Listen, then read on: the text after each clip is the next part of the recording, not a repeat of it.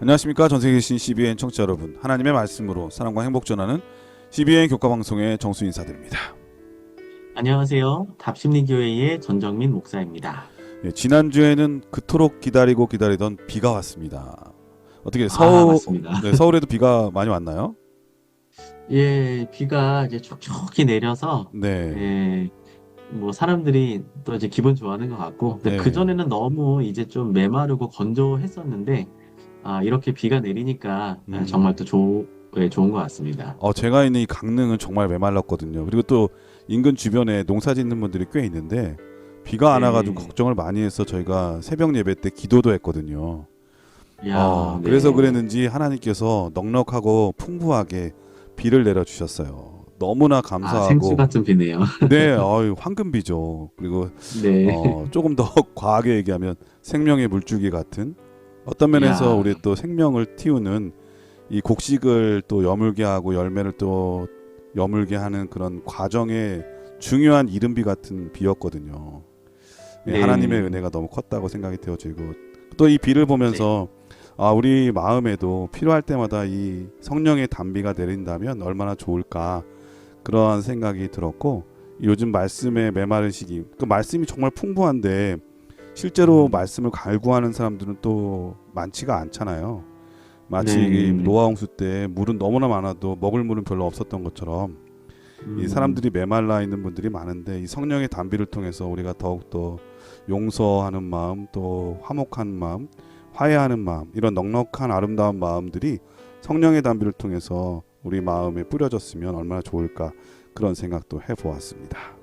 이, 네. 네, 이 뜨거운 이 태양빛 또 가정의 달에 우리 성도들의 가정마다 이 성령의 단비를 통해서 이 가정이 화목해지고 또 마음이 부드러워져서 웃음이 넘치는 그러한 우리 성도들의 가정이 됐으면 정말 좋겠습니다.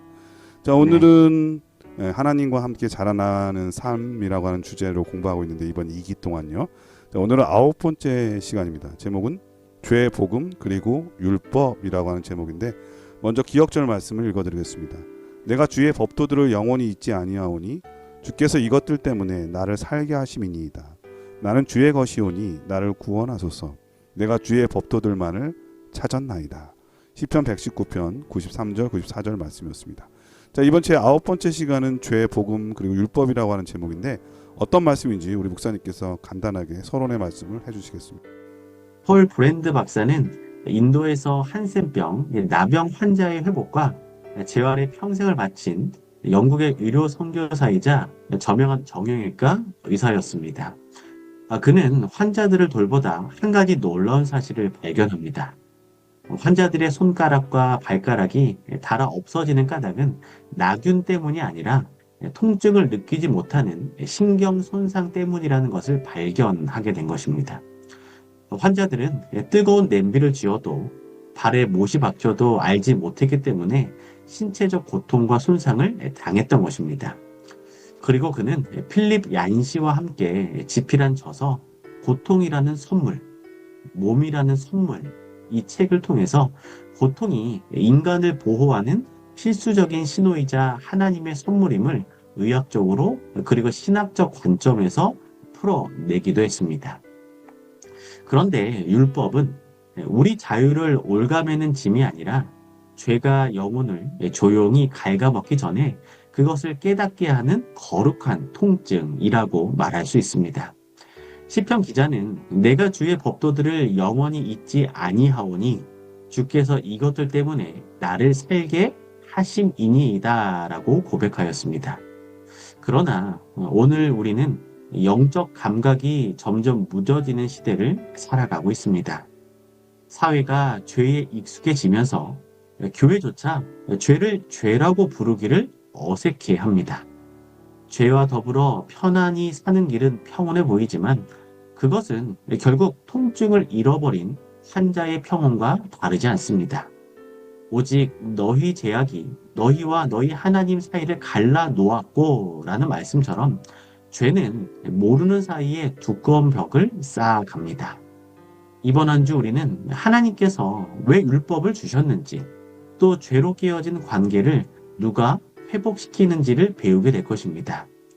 율법은 거울처럼 우리의 흠을 비추고 하나님의 성품을 알려주지만 거울이 얼굴을 씻어 줄 수 없듯 의를 만들어내지는 못합니다.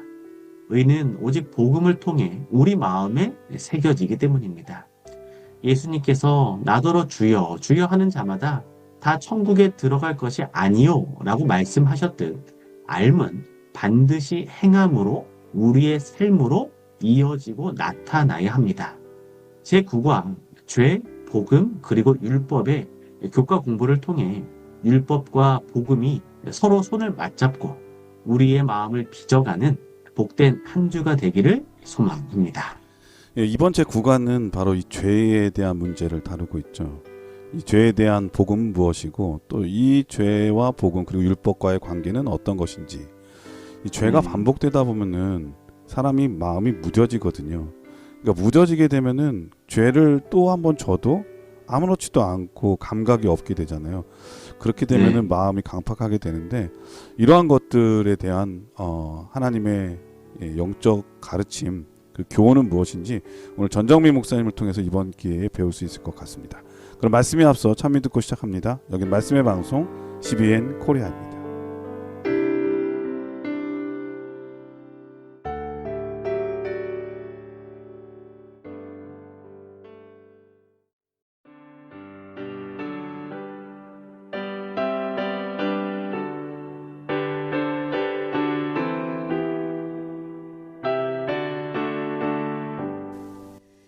믿는 자에게 언약하신 주 속히 우리 맞으러 오시리니 시험 중에도 굳게 잡고서 깨어졸지 말고 주기 다리세 하늘 왕국은 우리 것이니 기쁜 소망을 굳게 붙잡세 주의 보좌와 빛난 면류관 받을 그날까지 주기 다리세. 예, 찬미 잘 들었습니다. 1월 소지는 방해와 유혹이라고 하는 제목인데요. 어떤 말씀일까요? 네, 이스라엘의 사사 삼손은 어머니가 잉태하기 전부터 하나님 사자의 예언으로 태어난 사람이었습니다. 그의 머리카락 한 올 한 올에는 나시린의 서약이 깃들어 있었고 그의 손에는 동족을 블레셋의 압제에서 건져낼 거룩한 사명이 맡겨져 있었습니다. 그러나 사사기 14장과 16장에서 펼쳐지는 그의 인생은 사자와 군대를 무너뜨리는 영웅의 이야기인 동시에 자기 내면의 유혹 앞에 무기력했던 한 사람의 비극이기도 합니다. 들릴라의 무릎에서 잠든 그가 마침내 깨어났을 때 성경은 이렇게 기록합니다. 사사기 16장 20절입니다. 여호와께서 이미 자기를 떠나신 줄을 깨닫지 못하였더라. 네, 한 이야기를 들려드리겠습니다. 고대 카르타고의 명장 한니발은 알프스 산맥을 코끼리 부대와 함께 넘어 로마의 심장부를 뒤흔든 군사적 천재였습니다. 기원전 216년 칸나이 전투에서 대승을 거둔 한니발은 이듬해인 기원전 215년 카푸아에 입성한 후 그의 군대를 쉬게 했습니다. 이탈리아 남부 반도의 중심 도시였던 카푸아는 작은 로마라고 불릴 정도로 매우 부유하고 풍요로운 도시였습니다. 카푸아의 풍부한 음식, 온화한 기후는 알프스의 눈보라도 견뎌낸 정예 병사들을 천천히 무기력하게 만들었습니다. 그리고 군사적 긴장감과 야전 능력을 점차 상실하게 만들었습니다. 후대의 역사가들은 이를 두고 한니발을 무너뜨린 것은 로마의 칼이 아니라 카푸아의 안락함이었다라고 기록합니다. 그런데 삼손도 마찬가지였습니다. 그를 무너뜨린 것은 1000명의 블레셋 군사가 아니라 한 여인의 무릎이었고 외부의 칼이 아니라 내면 속에 자리 잡았던 자만이었습니다. 오늘 우리에게도 이와 같은 일이 일어날 수 있습니다. 사탄은 굳이 노골적인 죄로 우리를 이끌지 않습니다. 그는 그 자체로 잘못이라고 할 수 없는 일들, 손안의 작은 스마트폰의 화면, 무심히 흘러가는 영상, 한없이 길어지는 신앙의 나태함, 크게 티가 나지 않은 잘못과 속임수로 우리를 무감각하게 만듭니다. 거대한 댐을 무너뜨리는 것은 본류의 경류가 아니라 콘크리트 사이로 스며드는 가느다란 한 줄기 물길처럼 우리 삶과 신앙에 작은 틈이 방치되는 순간 견고해 보이던 신앙과 믿음도 어느 날 갑자기 무너지게 됩니다. 이런 우리를 향해 예수님은 책망보다 먼저 모본을 보여주셨습니다. 친히 인성을 입으신 그분은 우물가에서 길 가시다가 피곤하여 우물 곁에 그대로 앉으시는 우리와 같은 연약한 육체를 가지셨습니다. 그러나 그분은 우리의 모습과는 달랐습니다. 누가복음 5장 16절입니다. 예수는 물러가사 한적한 곳에서 기도하시니라. 네, 이 말씀처럼 그분은 일이 가장 많을 때 오히려 더 깊이 하나님 아버지께 나아가셨습니다.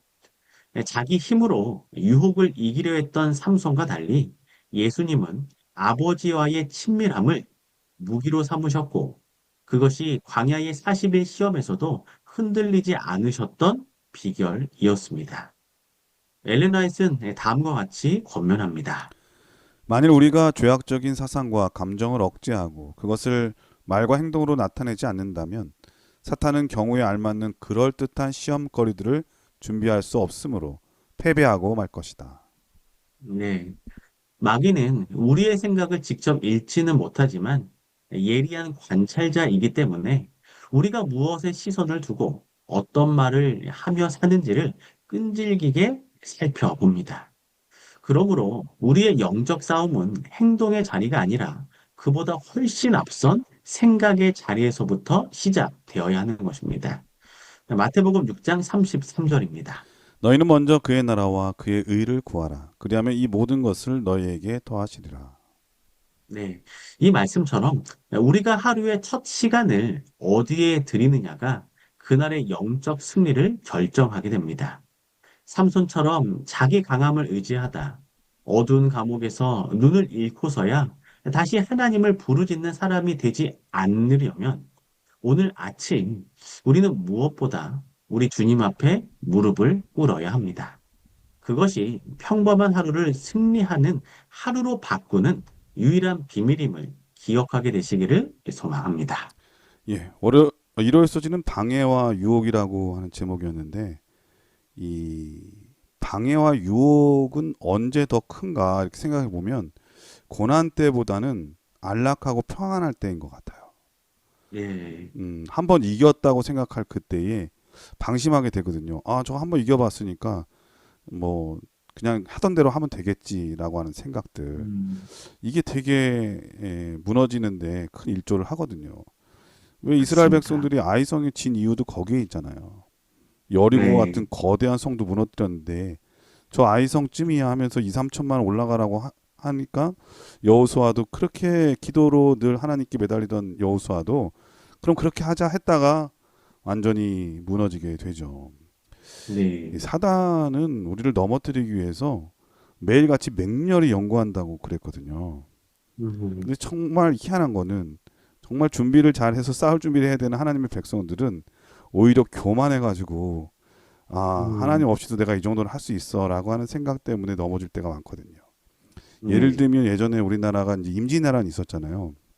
네, 임진왜란 다음에 유송령이란 사람이 그때 잘못된 것들을 책망해서 미래를 대비하자 해서 징비록이라고 하는 책을 씁니다. 음, 그런데 정작 잘 읽고 준비해야 될 우리나라는 이 붕당 정치라고 하죠. 동인과 서인 그리고 남인과 북인 이게 갈라져가지고 이 책을 출판도 못한 거예요. 그런데 이 책이 일본으로 넘어가서 그 당시 일본 지식인들은 이 징비록을 다 읽었다는 겁니다. 그리고 연구를 네, 했다는 거예요.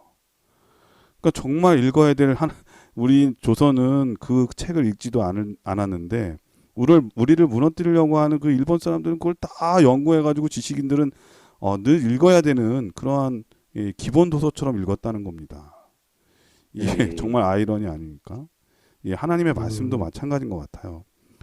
하나님 정말 이 믿는 신실한 하나님의 자녀들이 이 하나님의 말씀이 이게 바로 우리의 징비록이 돼야 되는데 사단은 오늘도 우리를 넘어뜨리기 위해서 우리의 마음을 연구하고 하나님 말씀도 연구하는데 정작 우리는 하나님의 말씀을 너무 가볍게 여기고 연구하지 않고 또 하나님을 의지하지도 않는 모습을 보인다면 그것은 올바른 모습이 아니겠죠. 방해와 유혹 음, 앞에서도 하나님을 붙드는 그 기도와 말씀을 의지하는 말씀의 능력으로 능히 승리의 자리에 서는 우리 모두가 됐으면 정말 좋겠습니다. 월요일 네. 소지는 하나님과의 관계를 막는 걸림돌들이라고 하는 제목인데 어떤 말씀일까요? 네.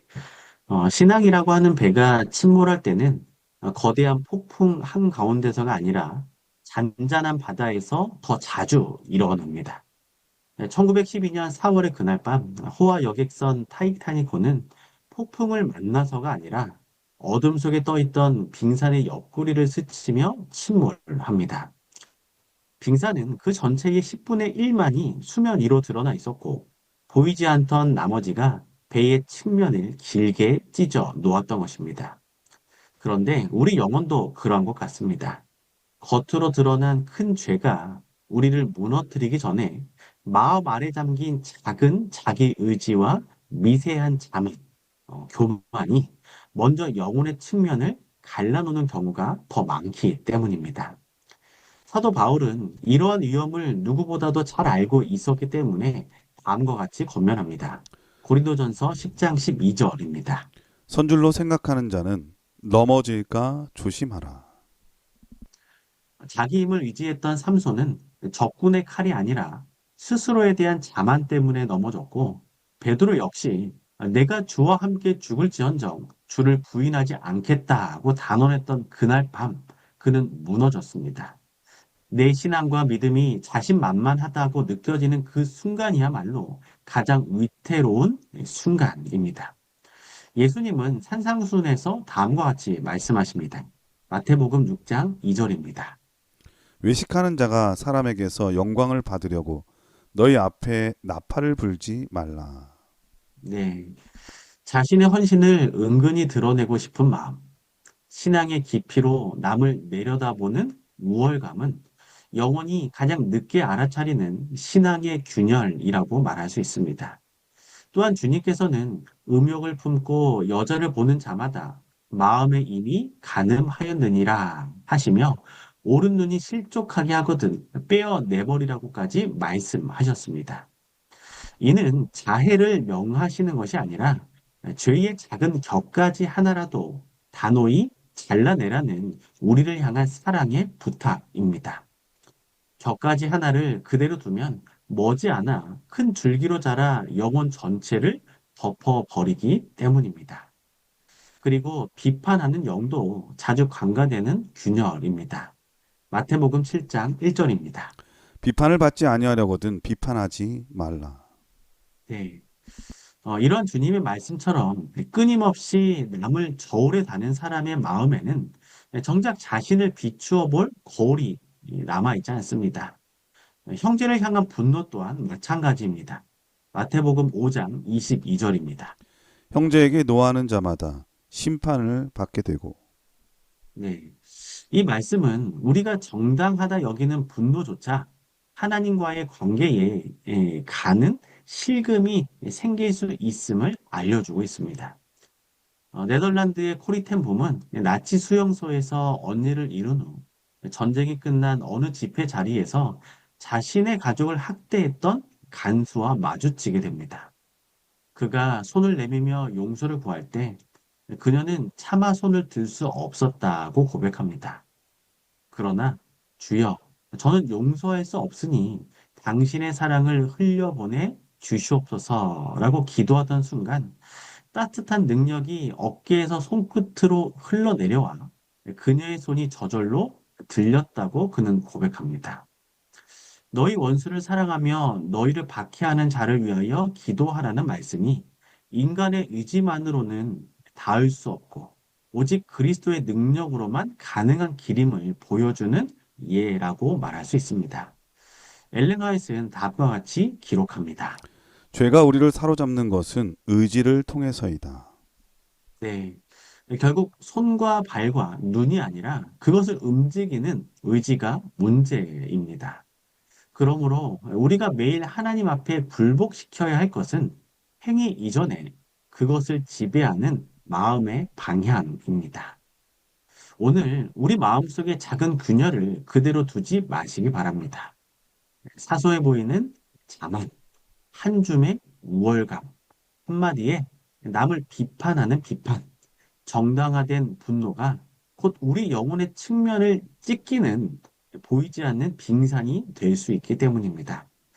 오늘 우리가 모든 균열을 우리 마음속의 죄들을 우리 주님 앞에 가지고 나아갈 때 그분은 우리의 손과 발과 눈보다 먼저 그 의지를 우리 마음을 부드럽게 그리고 새롭게 또 만들어 주실 것을 믿게 되시기를 소망합니다. 예, 월요일 서지는 하나님과의 관계를 막는 걸림돌이라고 하는 제목인데 사실 이 걸림돌 중에 제일 큰 거는 바로 자기 자신이잖아요. 내 네, 자아가 맞습니다. 너무 크면은 하나님의 말씀을 잘 안 받아들이거든요. 이 음, 교만이라고 하는 게 그렇게 무서운 거예요.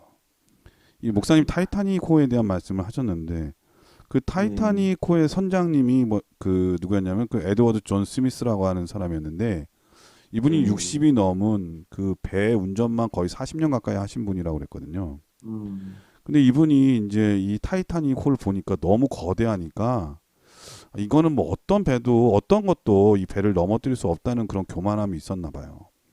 근데 네, 그 빙산을 만나기 전에 무려 6번이나 그 주변의 그 배들이 알려줬다 그래요. 경고를. 네, 아, 맞습니다. 그렇게 하면 안 된다고. 그런데 그 생각은 뭐였는가 하면 아, 이런 거대한 배는 빙산을 넘어뜨리면 넘어뜨렸지 이 배가 무너질 거란 생각을 안 한 거죠. 그러니까 네, 무시했기 때문에 참변을 당하게 된 것이었거든요. 또 일설에 의하면은 이 배의 항해가 그의 마지막 은퇴 항해였다고 해요. 그러니까 음, 이걸 통해서 이제 마지막에 화려하게 장식하려고 하다가 그 교만한 그러한 자기 베테랑인 그런 능력을 의지하고 또 이 배를 크기를 의지하다가 엄청난 참변을 당했다고 하는 그런 얘기가 들리잖아요. 그만큼 이 하나님에 대해서 절대적이지 않은 사람들 그게 바로 하나님과의 관계를 막는 가장 중요한 걸림돌이 되는 것 같습니다. 왜 하나님께서 맞습니다. 기도할 때 무릎 꿇고 하라고 하는지 그걸 이해를 잘 해야 될 것 같아요. 무릎을 음, 꿇는다고 하는 것은 자기 자아를 버리는 거잖아요. 맞습니다. 기도라고 하는 것은 하나님의 뜻을 구하는 건데 내 자아가 살아있으면서 하나님께 뜻을 구해도 하나님께서 알려줘도 받아들일 것만 받아들이고 안 받아들일 거 안 받아들이는 그런 음, 자기 위주의 판단을 갖고서 기도한다면 그 기도의 능력은 있을 수가 없겠죠. 그래서 네, 이 굴복의 의미, 무릎을 왜 꿇고 해야 되는지에 대한 의미를 우리가 잘 마음에 새길 수 있어야 되겠다는 생각이 듭니다. 네, 화요일 서지는 율법이라고 하는 제목인데요. 어떤 말씀일까요? 네, 비신자에게 죄가 무엇입니까? 라고 묻는다면 대부분은 사회 법규에 어긋는 행위를 떠올리게 될 것입니다. 그러나 성경은 죄를 훨씬 더 깊은 차원에서 정의합니다. 요한일서 3장 4절입니다. 죄를 짓는 자마다 불법을 행하나니 죄는 불법이라. 네, 그리고 로마서 3장 20절입니다. 율법으로는 죄를 깨달음이니라. 네, 이 두 말씀은 죄가 하나님의 율법을 거스리는 행위임을 분명히 보여줍니다. 율법은 우리가 누구인지 정확히 드러내는 진단 도구라고 말할 수 있습니다. 시력이 흐려진 사람이 안경을 쓰는 순간 사물의 윤곽이 선명해지듯 거울 앞에서야 비로소 얼굴에 얼룩이 보이듯 율법은 우리 안의 죄성을 외면할 수 없게 만듭니다. 흥미롭게도 의사가 환자에게 당신은 건강합니다라고 진단할 수 있는 근거는 건강에 대한 정상 수치라는 기준이 존재하기 때문입니다. 만약 기준이 없다면 진단도 치료도 없을 것입니다. 율법이라는 기준이 있기 때문에 우리는 자신의 영적 상태를 정직하게 판단할 수 있고 마주할 수 있는 것입니다. 우리가 험한 산을 여행하거나 운전을 할 때 가파른 절벽 옆에 세워진 가드레일이 없다면 우리는 두려움과 불안감을 느끼게 됩니다. 아무것도 아닌 것처럼 보이지만 이 가드레일은 누군가의 생명을 최소한으로 보호해주는 역할을 합니다. 하나님께서 시내산에서 친히 돌판에 새겨주신 십계명도 이와 같습니다. 그것은 우리를 가두는 울타리가 아니라 생명에서 떨어지지 않도록 붙들어주는 하나님의 안전장치입니다. 하나님은 우리가 하나님과 그리고 사람과 사람 사이의 관계를 잃지 않도록 계명, 즉 율법을 손수 마련해 주셨습니다. 예수님께서도 이 율법의 핵심을 가장 단순하면서도 깊이 있게 말씀하셨습니다. 마가복음 12장 30절에서 31절입니다. 내 마음을 다하고 목숨을 다하고 뜻을 다하고 힘을 다하여 주 너희 하나님을 사랑하라 하신 것이요 둘째는 이것이니 내 이웃을 내 몸과 내 자신과 같이 사랑하라 하신 것이라 이보다 더 큰 계명이 없느니라. 네. 그리고 이 두 계명이 온 율법과 선지자의 강령이니라라고 덧붙이셨습니다. 율법의 본질은 결국 관계이며 그 관계의 토대는 사랑입니다. 그런데 사탄은 오랜 세월에 걸쳐 이 사랑의 율법을 무거운 짐으로 변질시켜 왔습니다. 우리가 율법이라는 단어를 들으면 자유보다 율법주의가, 사랑보다 정죄가 먼저 떠오르는 까닭이 바로 여기에 있습니다. 그러나 사도 요한은 단호히 선언합니다. 요한일서 5장 3절입니다. 하나님을 사랑하는 것은 이것이니 우리가 그의 계명들을 지키는 것이라 그의 계명들은 무거운 것이 아니로다. 네. 우리가 사랑하는 사람을 만나러 가는 길은 고생길이 아니라 기대와 행복의 길이 되듯이 하나님을 사랑하는 마음에서 흘러나오는 순종으로 걷는 이 신앙의 길은 행복의 길이 되는 것입니다. 종교개혁자 마틴 루터는 율법을 위협의 도구로 휘두르는 종교 권력과 싸웠지만 동시에 율법을 완전히 폐기하려는 율법 무용론자들과도 결연히 맞선 적이 있었습니다. 그는 사도 바울이 갈라디아서에서 말한 대로 율법이 우리를 그리스도께 인도하는 초등 교사임을 거듭 강조했습니다. 율법은 우리에게 우리의 한계를 보여주어 십자가로 향하게 하고 십자가 앞에서 용서받은 사실을 깨닫게 해주어 하나님을 사랑하는 마음으로 살아가게 합니다. 오늘 우리도 우리 자신에게 정직하게 물어보아야 합니다. 살아계신 말씀이신 예수님, 그분의 성품의 표현인 율법이 나에게 얼마나 소중한지를 말입니다. 율법이 짐으로 느껴진다면 그것은 율법 자체의 문제가 아니라 율법을 주신 분과의 관계가 식어 있다는 신호입니다. 나를 온전히 비추는 거울을 깨트리려고 하지 말고 거울이 비추는 그 모습 그대로 우리 주님께 나아가게 되시기를 바랍니다. 그분 안에서 율법은 더 이상 정죄의 음성이 아니라 사랑하는 아버지의 따뜻한 인도이자 나를 보호하는 가드레일이 됨을 잊지 않게 되시기를 소망합니다. 예, 화요서지는 율법에 대한 제목인데 율법이라고 하는 것은 어떤 역할을 우리에게 해주는가? 율법은 첫 번째 거울 역할을 해주잖아요. 네, 율법을 들여다보면 아 내가 얼마나 큰 죄인인가를 깨닫게 해주니까 말이죠. 또한 성경에 보면 율법을 이 몽학 선생이라고 돼 있어요. 그렇죠? 뭐 갈라디아서에 보면은 이 몽학 선생이라고 하는 것은 그 고대 시대에 주인의 아이를 이렇게 엄격하게 지도한 다음에 정식 학교에 그 스승님에게 데려가던 그 초등 학문의 가장 기초적인 교사를 몽학 선생이라고 하잖아요. 그러므로 우리가 이 율법은 하나님에 대해서 알 수 있는 가장 기본적인 요소들을 우리에게 알려주고 그래서 율법을 들여다보면 하나님의 사랑, 공의, 자비, 거룩함 이런 성품을 우리가 깨달을 수가 있는 거잖아요. 네, 그래서 매우 중요하고 또 무엇보다도 율법은 구원받은 모든 사람들에게 삶의 표준이 되잖아요. 율법대로 산다고 하는 것은 구원을 얻기 위해서가 아니라 하나님의 백성이기 때문에 이렇게 살아야 된다고 하는 것을 알려주는 정말 중요한 규율이 되잖아요. 네. 예, 왕실에는 왕실의 규율이 있고 각 또 어떤 중요한 그 표준이라고 하는 게 있는데 그런 게 없으면은 우리의 삶은 무질서하게 되고 결국 내 소견에 옳은 대로 살지 하나님의 말씀대로 살려고 하지 않잖아요. 그러므로 구원받은 백성에게 삶의 표준이 되고 이정표가 된다고 하는 것까지 우리가 알 수가 있었습니다. 자, 그럼 여기서 찬미 한 곡 들으신 다음에 계속해서 수요일 목요일 소주를 공부하도록 하겠습니다. 여기는 말씀의 방송 CBN 코리아입니다.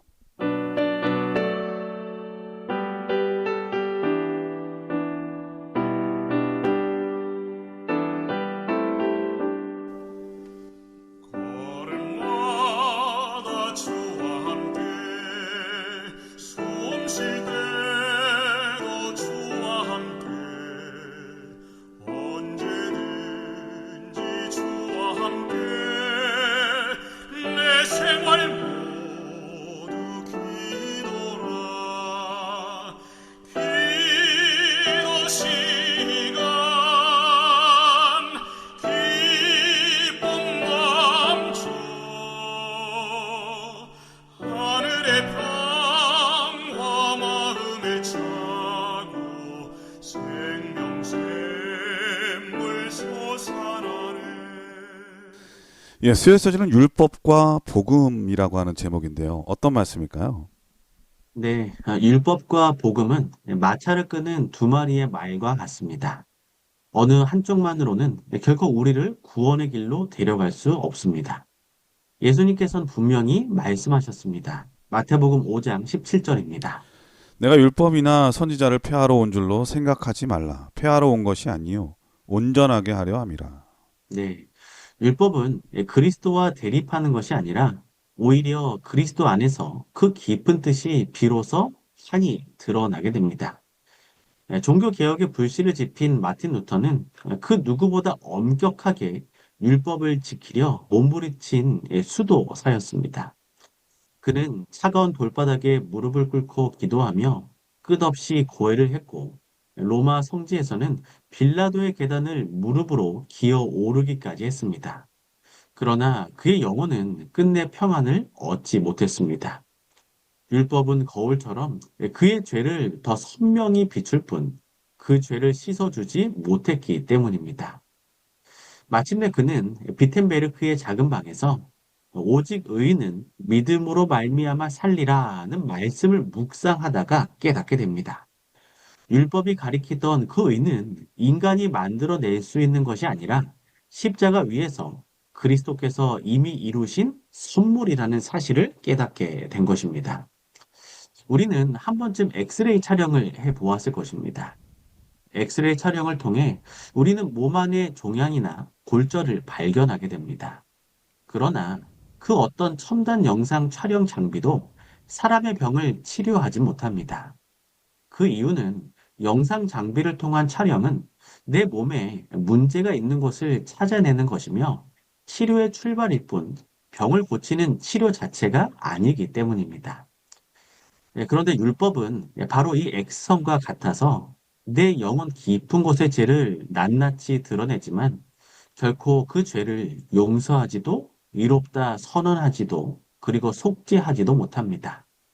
율법이 발견한 그 병을 친히 고치시는 분은 오직 예수 그리스도이시기 때문입니다. 그래서 사도 바울은 로마서 3장 28절에서 다음과 같이 선언합니다. 사람이 의롭다 하심을 얻는 것은 율법의 행위에 있지 않고 믿음으로 되는 줄 우리가 인정하노라. 네. 갈보리의 십자가는 율법과 복음이 서로 입맞추는 자리입니다. 시편 기자는 인애와 진리가 같이 만나고 의와 화평이 서로 입맞추었으며 라고 노래합니다. 그날 골고다에서 하나님의 거룩한 율법은 죄에 대한 정당한 형벌을 요구했고 하나님의 사랑은 그 형벌을 친히 짊어지셨습니다. 죄인을 살리시려고 의로우신 분이 죽으신 그 자리에서 우리는 율법의 엄정함과 복음의 풍성함을 한꺼번에 바라볼 수 있습니다. 율법에 단 환액이라도 약화되지 않으면서 죄인이 온전히 용서받는 놀라운 신비가 바로 십자가에서 이루어진 것입니다.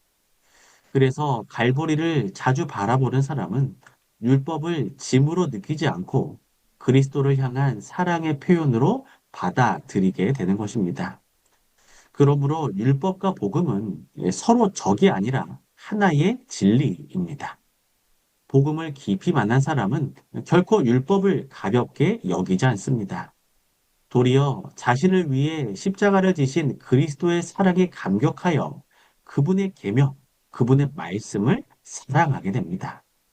예수님께서 너희가 나를 사랑하면 나의 계명을 지키리라고 하신 말씀이 바로 이 사실을 가리키고 있습니다.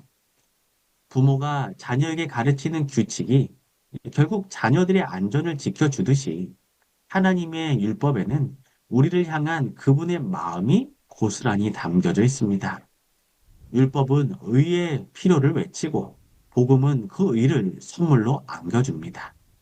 오늘도 십자가 앞에 머물며 율법의 거룩함, 복음의 따뜻함을 우리 모두 함께 품는 그런 놀라는 사실을 다시 한번 깨닫는 우리 모든 성도들이 되시기를 소망합니다. 예, 수요일 서지는 율법과 복음이라고 하는 제목인데 목사님께서는 율법과 복음의 관계를 이 엑스레이 촬영으로 비유해 주셨고 또 그 엑스레이를 보고 의사가 우리를 진단해서 치료하는 그 역할을 이렇게 말씀해 주셨잖아요. 네, 저는 또 한편으로 이런 생각도 해봤어요. 그 비행기 조종사들, 전투기 조종사들은 이 비행을 하다 보면은 이 하늘도 파랗고 바다도 파랗잖아요. 네, 맞습니다. 때때로 자기 그 시야에 보이는 게 헷갈릴 때가 있다는 거예요. 음, 여기가 하늘인지 바다인지 내가 제대로 가고 있는지 뒤집어서 가고 있는지 네, 그러니까 헷갈리다가 그 자기 시야만 믿다가 추락하는 경우가 종종 있었나 봅니다. 네, 그래서 이 공군에 가면은 화장실마다 이렇게 네 글자가 붙어 있대요. 계기비행. 아, 이 계기판이 알려주는 것. 이제 이게 바로 이제 율법인 거죠. 어떻게 가라고. 네. 근데 이거를 무시하고 내가 원하는 대로 내 맘대로 했다가는 어떻습니까? 잘못된 길로 가잖아요. 네, 율법이라고 하는 것은 우리를 올바른 길로 인도해주는 이런 경보장치, 계기판과 같은 거죠. 잘 모를 때는 말씀대로 살고 말씀대로 순종하는 게 우리를 구원의 길, 하나님 앞으로 이끌게 해준다고 하는 것을 알 수가 있는 거죠. 이 세상 살아갈 때에 왜 우리가 하나님의 말씀대로 살아야 합니까? 그것은 바로 그 말씀이 우리를 살리는 생명의 말씀이고 그 말씀대로 순종할 때 우리가 하나님을 만날 수 있기 때문에 그런 거잖아요. 만약에 이 건축가들이 설계도대로 그리지 않는다면 어떤 건물이 나오겠습니까? 이상한 건물 나오는 것과 마찬가지겠죠. 네, 예, 그래서 하나님을 사랑하는 사람은 말씀대로 순종하려고 하는 마음을 갖는 것 너무나 지극히 당연한 것이고요. 네, 하나님보다 자기가 더 자아가 살면은 말씀도 적당히 지키고 또 자기의 이 생각도 적당히 뭐 따르는 그러한 사람이 되거든요. 그게 제일 위험한 거죠. 그러면서도 나는 신앙을 잘하고 있다고 하는 생각을 하기가 쉽기 때문에 그러므로 우리는 철저한 계기비행 그리고 설계도대로 집을 짓는 맞습니다. 네, 그런 하나님의 사람들이 되어야 하겠습니다. 네, 목요일 소지는 암과 행함 이런 제목이에요. 안다고 하는 암과 행함 어떤 제목 어떤 말씀일까요? 네, 예수님께서는 산상수훈을 마무리하시면서 청중의 가슴을 깊이 찌르는 한 말씀을 하셨습니다. 마태복음 7장 21절입니다. 나더러 주여 주여 하는 자마다 다 천국에 들어갈 것이 아니요 다만 하늘에 계신 내 아버지의 뜻대로 행하는 자라야 들어가리라. 네, 주님의 이름을 부르는 일과 주님을 진정으로 아는 일은 같지 않으며 주님을 아는 일과 주님의 뜻대로 살아내는 일 또한 같지 않다는 말씀입니다. 1948년 여순 사건의 한 가운데에서 우리가 잘 알고 있는 손양원 목사님은 두 아들 동인과 동신을 잃게 됩니다. 그러나 그는 아들들을 죽인 청년 안재선이 사형 선고를 받자 탄원서를 올려 그의 목숨을 구해 주었습니다. 그리고 마침내 그를 양아들로 삼아 한 지붕 아래서 기르게 됩니다. 너희 원수를 사랑하라는 말씀을 우리 손영원 목사님 한 사람만 알고 있었던 것은 아닙니다. 머리로만 알고 있었던 수많은 사람과 달리 그는 그 말씀을 자기 생애의 가장 깊은 상처 위에 새기는 결코 쉽지 않은 길을 선택한 것입니다. 진리는 그렇게 한 사람의 입술을 떠나 살과 뼈가 될 때 비로소 능력이 되는 것입니다. 성경은 지식의 가치를 결코 작게 여기지 않습니다. 호세아 선지자는 다음과 같이 탄색합니다. 호세아 4장 6절입니다. 내 백성이 지식이 없으므로 망하는도다. 네. 무지는 영혼을 어둠 속에 가두고 거짓 앞에 무방비로 세우게 됩니다.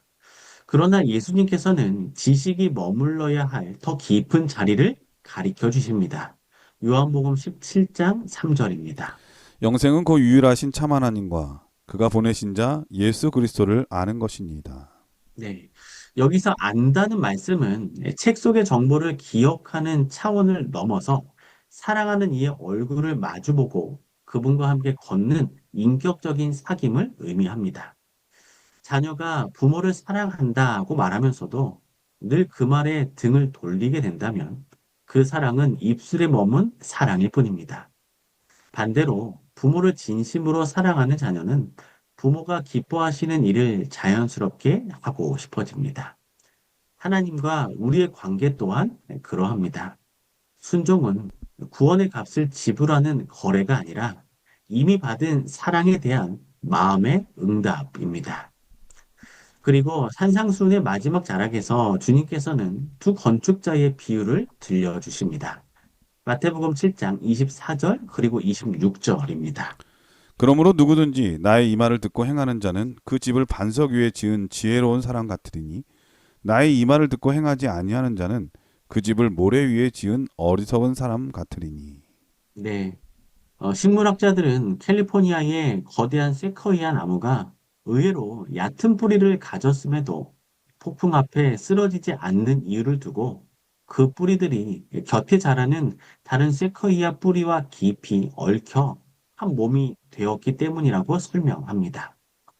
홀로 화려하게 자란 나무는 세찬 폭풍 후에 단번에 뽑히게 되지만 뿌리를 서로 엮은 나무는 흔들리지 않게 됩니다.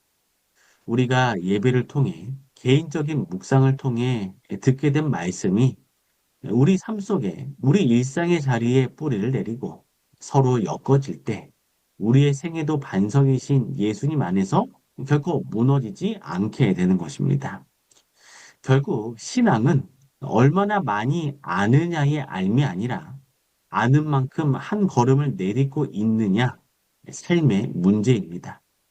손양원 목사님의 용서 한 번이 두꺼운 신학 서적보다 더 깊은 진리를 증언하였던 것처럼 우리가 오늘 묵상한 말씀 가운데 단 한 구절이라도 우리의 머리에서 가슴으로 그리고 손과 발로 옮겨질 때 그 말씀은 비로소 우리 안에 살아 숨쉬는 생명이 되는 것입니다.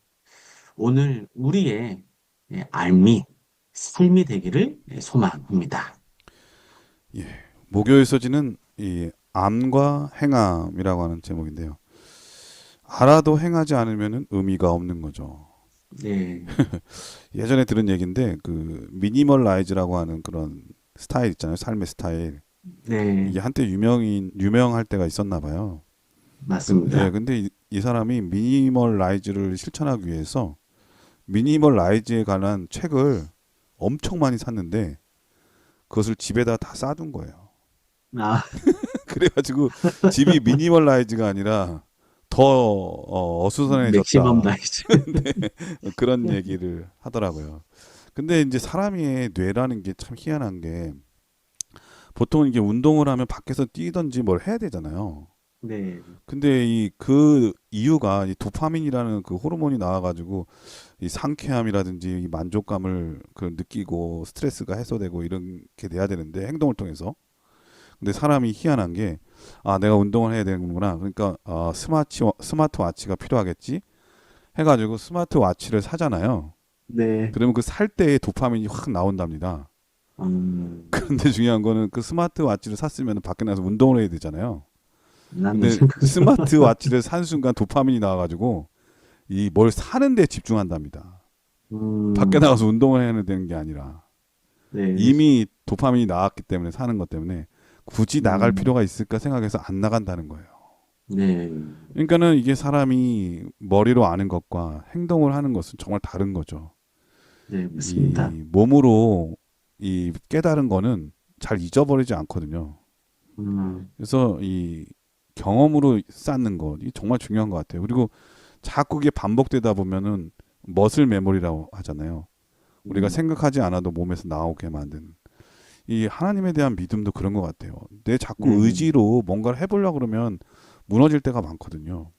그런데 맞습니다. 하나님을 믿었을 때 나오는 그러한 경험들이 자꾸 쌓이다 보면 자기도 모르게 지금 하나님께 무릎 꿇고 기도해야 되는구나, 매달려야 되지 하면서 그 하나님을 의지하는 그 기도의 자리, 또 선교의 자리, 훈련의 자리, 그러한 자리로 갈 수 있다고 하는 것. 그러므로 우리는 아는 만큼 실천하는 것, 그 사람이 제일 무서운 사람 같아요. 맞습니다. 뭐 얘기 나오면 바로바로 하는 사람들, 그런 사람들한테는 말 함부로 할 수가 없거든요. 바로바로 실천해 버리니까. 네. 네, 우리 이런 무게감 있는 성도, 그런 성도가 돼야 되지 않을까, 그런 생각이 드네요. 목사님께서 이번 교과를 간략하게 정리해 주시고 기도하고 마치도록 하겠습니다. 네. 죄는 하나님과 우리 사이를 가로막는 보이지 않는 빙산처럼 무심한 안락함과 작은 자만 속에서 우리 영혼을 조용히 갈라놓는 가장 무서운 적입니다. 하나님께서는 그러한 죄를 깨닫게 하시려고 율법을 주셨으니 율법은 우리의 흠을 비추는 거울이자 생명에서 떨어지지 않도록 붙드는 사랑의 가드레일이 되고 그 핵심은 결국 하나님과 이웃을 향한 사랑의 관계라고 말할 수 있습니다. 그러나 율법은 엑스레이처럼 영혼의 병을 드러낼 뿐 치료하지는 못하기에 갈보리 십자가에서 율법과 복음이 서로 만날 때 우리 구원의 역사가 시작되는 것입니다. 그리고 이 복음을 깊이 만난 사람은 더 이상 율법을 무거운 짐으로 여기지 않게 되고 그리스도를 향한 사랑의 표현으로 받아들이게 됩니다. 손양원 목사님의 용서처럼 머리로만 알던 진리가 살과 뼈로 옮겨지는 삶을 우리는 살아가게 될 것입니다. 그러므로 참된 신앙은 얼마나 많이 아느냐의 알의 문제가 아니라 아는 만큼 실천하는 삶의 문제임을 우리는 기억하며 살아가야 할 것입니다. 예, 목사님께서 기도해 주시고 이번 교과를 마치도록 하겠습니다. 네. 사랑 많으신 우리들의 하나님 아버지, 죄로 인해 우리 주님과 멀어지기 쉬운 연약한 우리를 오늘도 변함없는 사랑으로 불러주시고 말씀 앞에 모아주시니 감사를 드립니다. 아멘. 저희의 모습을 그대로 비추는 율법 앞에 설 때마다 우리가 부끄러움을 느끼게 되지만 그 율법이 결국 십자가의 그리스도께로 이끄는 사랑의 손길임을 깨닫게 해주셔서 감사를 드립니다. 아멘. 율법이 결코 할 수 없는 일을 친히 이루어 주시고 우리를 의롭다 선언해 주신 예수님의 그 귀한 보혈 앞에 우리의 모든 자랑과 자기 의와 교만한 마음을 내려놓게 하여 주시옵소서. 아멘. 그리고 머리로만 알고 있는 또 입술로만 고백했던 메마른 신앙이 아니라 언제나 그 신앙을 우리의 삶 속에서 실천하는 재림 성도의 삶을 우리 모두 살게 하여 주시옵소서. 아멘. 모든 말씀 사랑의 예수 그리스도 이름으로 간절히 기도드립니다. 아멘. 네, 전 세계 CBN 청취자 여러분, 어떤 일에 대해서 출발하게 만드는 힘은 이 동기잖아요. 어떤 일에 대해 동기가 정말 중요한데, 근데 그 동기를 계속 나아가게 만드는 힘은 습관이라고 합니다. 계속 반복해서 해야 되는 그 일들이 습관화되지 않으면 하다가 멈출 때가 많이 있는 거거든요. 예, 우리의 계획과 결심이 계속 앞으로 나아가기 위해서 좋은 일, 선한 일, 그리고 하나님의 말씀을 내 삶의 습관처럼 매 순간 순종이 늘 하는 나의 삶의 패턴이 될 수 있도록 기도하고 노력한다면 우리는 분명히 옳은 길에 서 있는 자신의 모습을 발견하게 되지 않을까 그런 생각이 듭니다. 한 주일의 삶이 여러분에게 이런 복된 또 올바른 일을 행하는 그런 시간이 되기를 간절히 바라면서 저희는 다음 주에 더 좋은 모습으로 찾아뵙도록 하겠습니다. 안녕히 계십시오. 안녕히 계세요.